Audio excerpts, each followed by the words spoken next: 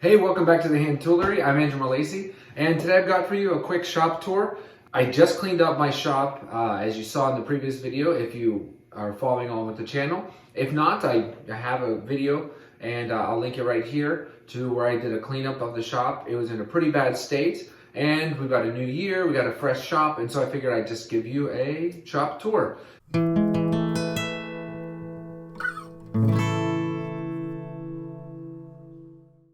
Let's start with a general look at the shop. This is where I come in every day. There's the bandsaw on the right. There's some longer length stock in the corner there. That's my first workbench on the right. And here's my rouleau bench, my planes, sawtail and clamps. That's the secondary door that just goes out to the wash sink, and then just a lumber pile with some cabinets underneath. Overall, the shop's about 15 by 15. And we've got workbench, again, on that side, and then storage on this side. So it's really not quite 15 by 15. Let me show you. In the end, it's not quite 15 by 15. So I lay down the tape of usable space, floor space. It is 11 by 15. But even so, 11 feet by 15 feet is more than enough for a primarily hand tool shop. Let's go through all the different areas I have here. So first of all, we have the bandsaw area. You notice I have this unplugged. I use this for just getting stuff done, taking boards down, ripping boards, of course doing curves and whatnot. Occasionally cross-cutting if I just want to get some, like I said, just get something done. The big issue with this is it's noisy and it creates dust that's kind of gets in the air more than other things. And also, if I want to, it's on rollers, and so if I want to cut something more lengthy, I have to open the door here and then, pass it out into the hall. And rarely do I have to do that. If I really need length, I'll move it out to the middle of the shop here. So whenever I made my rouleau bench, I was cutting down, 10-foot long boards. So I had to move it over to here, angle it, and then pass it out the door. It was precarious, to say the least. And this is I got this for like 240 bucks. It's like a $450 bandsaw at Lowe's. I got this for like $240 off of Craigslist. And, I think at the time I thought it was a really good deal, but knowing the work I had to put into it just to get it functional, I think I overpaid. Also, it's missing its little alignment pin here. I just threw one of those little wire cap nuts on there, and it works fine. Never use the cabinets. It's just here. My shop aprons, I use this for paints and finishing. This is just my regular shop apron. I like to keep the hearing protection close because the bandsaw whine is a lot. You can see here I've got drills, my quarter cables. Up here, I've got some finishing stuff, as well as some stuff for my lino cuts or my wood cuts and carving and whatnot. So behind the bandsaw, I'm not even gonna worry about showing you, but I have different, like wood cuts that I've done. And the brayer to do the rolling. So that's up there. Some random jigs and things I don't want to throw away are above the cabinets. In here is, I have these zip ties and glue. I have glue stick, which is very helpful for patterns. Epoxy, 5-minute epoxy. I've got steel stick in there. I've got Loctite.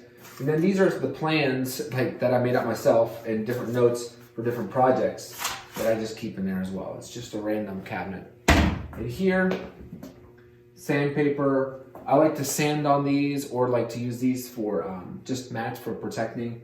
This is I keep t-shirts that I slowly rip away corners of them. So you can see, rip away corners for different reasons, trash bags. As you can see, everything is pretty apparent. This is the corner I like to call, this is my longer lengths corner and wider boards corner. I've got my nail gun on the floor there, which has been really handy in our home reno all throughout the couple years we've been here. These are these two piles with the PVC pipe. I call them stick stock. So, offcuts of doors that I've had to resize, or, long boards, things I've glued up. Like I glued up some walnut legs for my mom's sofa table. Longer boards and wider widths. And then also randoms. So like I found like a footboard for a bed, so I cut the legs off. And then also I kept the actual piece between it and set it over in the wood pile. Then the particle board, 12-inch wide pine there, or Doug fir, I guess. I found this on the side of the road. This one came out of the house. This is for projects. Came out of the house. These were shelves. That one came out of the house and it was a shelf, but I ripped it down for other things. And then you can see door offcuts in the back corner here. And this I was given. Anyways, that's it. I like to keep them, you know, off to the side a little bit by themselves. So this is my Miller's Falls Langdon Acme miter box. These tend to go for a pretty penny online. I got this for 40 bucks. They're almost always missing parts. I think almost all miter boxes are almost always missing parts. I've had to do a little bit of work on it to bring it back up to stuff. So of course, just the regular maintenance, like refiling the teeth and, or, you know, just addressing the teeth, oiling some parts. But the thing that I had to do the most were these these pins that whenever you lift it, watch. You hear a click in a second. Hear that? And there. And that way you can leave the saw up while you adjust your piece beneath it. And the way that they're made is you can just hit it and it'll come down. Now, this one was already like this, and this is the original, but it didn't have the washer or like the thumb screw on it. So I believe this is the original with a weird nut on it. And this one here in the back, I had to fashion and fabricate myself. And I just took like a piece of metal and filed it to the right profile. It was actually quite simple. It just was tedious. It's got on the side here, it's got these height adjustment stops, which I keep it as close as possible. And they work great. It's got a stop over here on the side, but it doesn't have the stop over on this side, which I've got this that I just found laying around the house, and I'm going to use it because it happens to be exactly the right thickness or diameter or whatnot. So there's that. But I'm going to leave it like that. There will be no restoration on that. I thought I might do a restoration, but it works great. It cuts fairly true, but I'm not looking for a finish cut off this. This is just to get me close. And then I always take it to the shooting board. Works well. I like it. These are just random drawers. So I've got like that kind of stuff. Files, screwdrivers, beater chisels. Nothing in here. Well, just a hacksaw. Then electrical stuff and other stuff. I don't even know. It doesn't matter. This is random parts and pieces.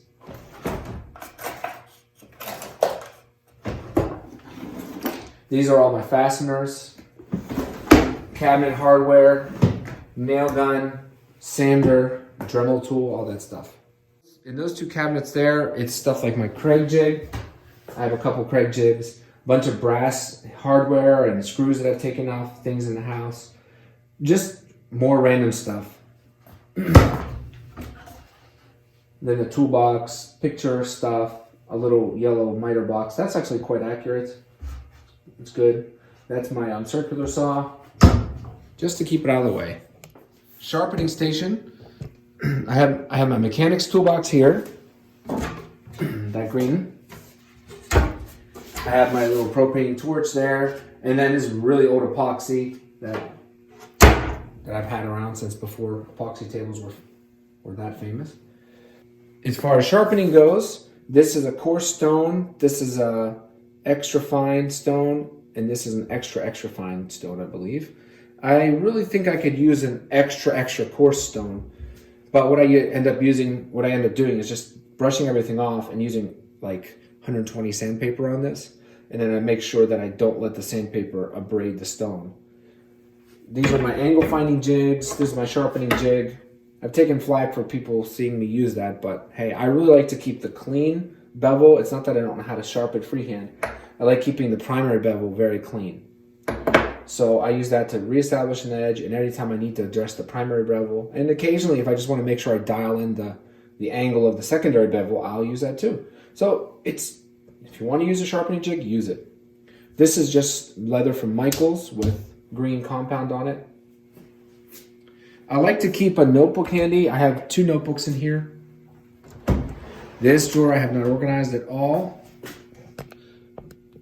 So yeah, these are my Stanley Sweetheart chisels, a bunch of random stuff, my Nerix burnisher. This has been a game changer. If you don't have a real burnisher to do your card scraper edge, you better get one because it immediately made things better. These are the chisels, the carving chisel I was given by Winkle Steel, and then just got some drill bits and other odds and ends around here. These are my whitening sticks. It's just 2 equal pieces of wood that are parallel edges, top and bottom, and then I just put a piece of blue tape. It works great. I want to make proper winding sticks someday, but right now those just work great. As far as my planes go, these are 2 shop-made shoulder planes. Work great, and I use them all the time. So I keep 1 set for fine, 1 set for heavy cutting. Same thing with these. That's a Stanley 9 1/4, I believe it is. Yeah. So that means, so this is just a regular old block plane, but without the adjuster, on the mouth adjuster. This is a Wood River 4 1/2, which equates to a Stanley 604 1/2. Which would be the bedrock style. So it's basically a bedrock copy. Even the sides, even the lock screws and everything. I've got a review on this. I've got to do like a 2-year review on this because it's been a year and a half, almost 2 years now that I have it, that I've had it, and I've got a lot to say about it. Almost entirely good. This is just a number 3 C plane. All of my planes except for this are C's or corrugated. And I thought this was a Stanley when I got it from a guy off Craigslist, and I didn't bother to double check. So it's just a random one, and the mouth is ridiculously wide open on it. It's okay. This is my Stanley number 4, and this is a full restoration I did on it. I think I even painted it over the Japanning because it was missing a lot. And I turned this into my scrub plane, so the extra blade's up here. This is my Stanley number 5. Same thing, I had to redo the paint on it. This is my most used plane. It's amazing. I got it for 12 bucks at an antique store. This is my Stanley number 6. Again, I use this quite a bit. This I use for heavy stock removal when I'm trying to dimension. This I use for heavy stock removal when I'm trying to get something flat. So if I'm trying to dimension something and take it down to a line, I use this a lot. This Stanley number 7. This has been painted, but not by me, and it's okay. I don't really ever use it, quite frankly. I prefer my 8s. So I prefer my 6 and my 8s to do a lot of stuff. And the Stanley number 8s I love as well. It's great. All of those, again, like I said, are the corrugated planes.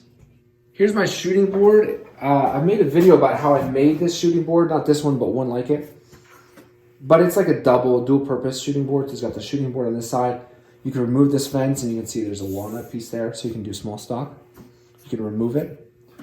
Then this is my quote-unquote miter box for my bench hook cutting fence side there.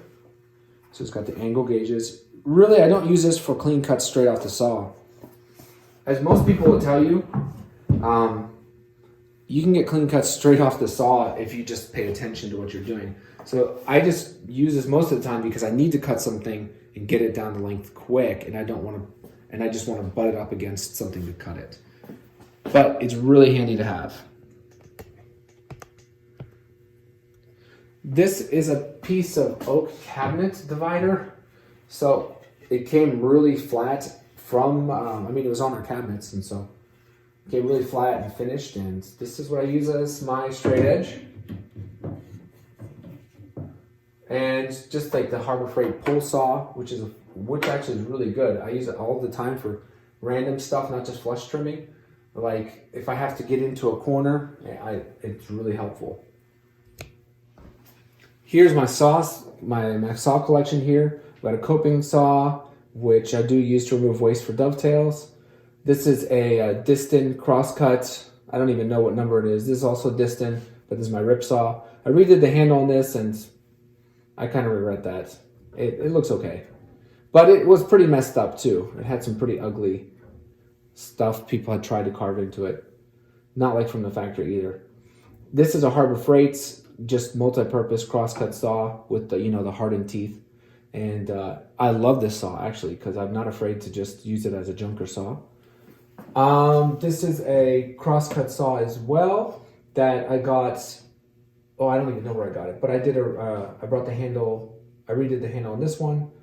This is my main crosscut saw. So it's like a crosscut tenon saw, carcass saw, I guess you could say. Excuse me. This would be my rip saw. This is a Distant number 4, which I love. This is really great. I actually redid the handle on this one, and I did it a little too red, but I love using it. It's got so much weight to it. And you can still sort of see the etching. I didn't overly do this. It came pretty good, but yeah. I use that all the time. That's my tenon saw, basically. My dovetail saw, I made a video about this. Still works great. I'm not gonna lie, I want a real nice, like, great dovetail saw. This works, but I want something more professional now. Simply because that's just what I want. This and this are like miter box saws, and I don't really ever use them. So there you go, they're just there. Below it is my little drawer. I've added a drawer. In the past, it was just an open space, but this is a little drawer for saw supplies, like saw sets. So you can see saw files, saw sets. That's a Distant little gent saw right there, which the teeth are pretty, I filed them off because they were pretty bad anyways. And so I just filed off the teeth basically, and now I use it as like to extend the kerf on half-blade dovetails. So it works great. Clamps, never have too much, right? Well, what I do is this is like a little bar that just hangs down off the wall. And what I do is I hang the little foot pad over them. And for these, same thing. I just hang over like that. It works perfectly. I really love storing my clamps that way. So yeah, these ones just clip on and this just sits like that. So there you go. Okay, so there's the wood pile. This wood here I got for 75 cents for each one of these boards from a guy who was, I don't know, got them from a cabinet shop, I don't even know. But they came from a cabinet shop, and I don't know how the guy got a hold of them, but he sold it to me, and I got a bunch of them. So it was like 20 bucks for all these. Actually for more, because I've used some. Then just separated mostly by species, and if there's really odds and ends, small pieces or long, pieces like that, they sort of stay off to the side. I do keep like 2x4 offcuts because they're so uniform. I end up using them as like shims or like to raise a piece off the floor, because I don't like my pieces, like my desks and whatnot, if I make one, sitting directly on the concrete. But yeah, so pine offcuts, some cherry, poplar, black walnut, some cedar, oak, maple, more cherry, random offcuts. Here are like pre-finished, like this was a shelf right here. This was that footboard on a bed that I took the legs off of. Plywood trim, and all that other stuff. My shop, actually, as you can see, has its own breaker box, which is nice. The person who owned this house before me, I think, did a lot of machining in it, but I don't really tax the load on that box that much. It's only really ever the bandsaw, so that's it. As far as these cabinets underneath, like here, drywalling stuff, plumbing stuff, just junk. And this is a tile saw, tile snapper saw, tile cutter, miter saw down here. It's my skill saw, miter saw. Works fine. And now the most important thing in the shop, which is the workbench. I made this. It's I believe it's my first video on the channel. Is a tour of this. I'm not going to give you a tour, but I made this. I've got plans for it. So I've sold quite a number of plans on this, and I just love this bench. It's a great, great bench. There's really nothing wrong with the design as far as I can tell. There's nothing I would do differently. So I've got my saw bench right here, which is made out of scraps from this and other things, like fence pickets that are southern yellow pine. And I have a video about that. This is pretty good. I like it. I'm not sure if I love that saw bench style though. I would maybe in the future do something different on that. But it works great. just random stuff like my Stanley 45. In the box, I've got my Stanley 78 rabbit plane or rebate plane. I've got my down there is my homemade. It's my homemade hand router or router plane, and just random stuff. Now, one thing that I'm going to show you, it's kind of a vanity thing, but if you look at the floor used to be obviously concrete, and it was painted red when we moved in, and eventually I painted it blue. And when I painted it blue is when I started the channel here. And in the 2.5 years now that the channel's been live, I haven't done anything. We've had water damage and everything, but you can see just where all the paint is worn away. So see that? Right around my vise, it's still pretty blue. Of course, the legs scratch the floor. But yeah, I'm not gonna lie, it's kind of cool to see. And I had thought about repainting the floor, and maybe I might, but at this point I'm really liking the fact that it's kind of like a testament to all the work I do here. And as you can see, I'm always in this area here, and a little bit here, and then a little bit to a lesser degree over here, and obviously not as much over here.